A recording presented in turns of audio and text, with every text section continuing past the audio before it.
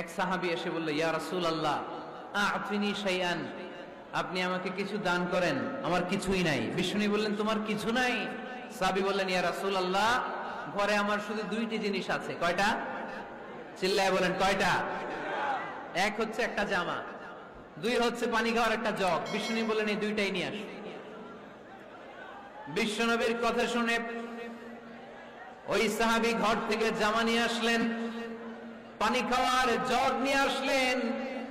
বিশ্বনবী সাল্লাল্লাহু আলাইহি ওয়াসাল্লাম ওনার মুবারক হাত দিয়ে এক হাতে জামা ধরে আরেক হাতে পানির জগটা ধরে সাহাবীদের দিকে উদ্দেশ্য করে বললেন, মাইয়াশতারি হাদাইন, এই দুইটা জিনিস কেনার মতো কে কে আছে দেখি? কয়েকজন হাত তুললো। বিশ্বনবী বললেন, কত দিয়ে কিনবা? এক সাহাবী বলে, ইন্নী আশতারিহিমা বিদিরহাম, ও নবী যদিও এগুলো আমার দরকার নাই, কিন্তু আপনি যেহেতু নিলামে ডাক তুলেছেন, ইয়া রাসূলুল্লাহ ইয়া হাবিবাল্লাহ, আপনার সম্মানে আমি 1 দিরহাম দিয়ে দুইটা জিনিস কিনে নেব। 1 দিরহাম, একটা জামা, একটা পানি খাওয়ার জগ, দাম কত? 1 দিরহাম।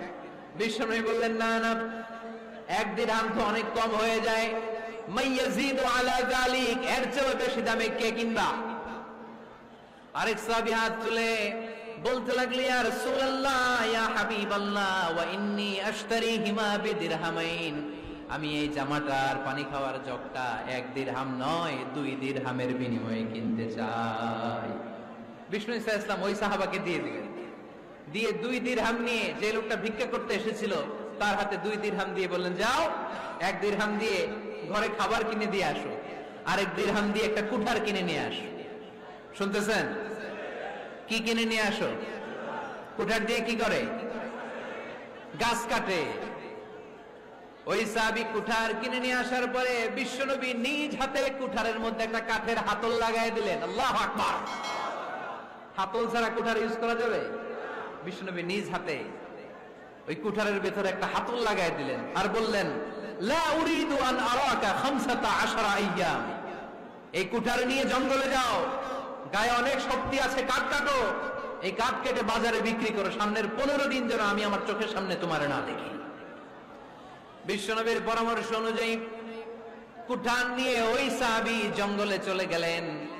কাঠ কেটে বাজারে বিক্রি করতে করতে 15 দিন পরে 10 দিরহাম নিয়ে বিশ্বনবীর দরবারে হাজির হয়ে গেলেন। 10 দিরহাম নিয়ে বিশ্বনবীর কাছে হাজির হয়ে গেলেন। সাহাবী এসে বলল, ইয়া রাসূলুল্লাহ এখন আর আমার ভিক্ষা করা লাগে না, আমার গায়ে অনেক শক্তি আল্লাহ দিয়েছে, আই এম ভেরি এনার্জেটিক, আপনার দেয়া বরকতের কুঠার দিয়ে আমি কাঠ কেটে কেটে স্বাবলম্বী হতে শুরু করেছি। সুবহানাল্লাহ পড়েন।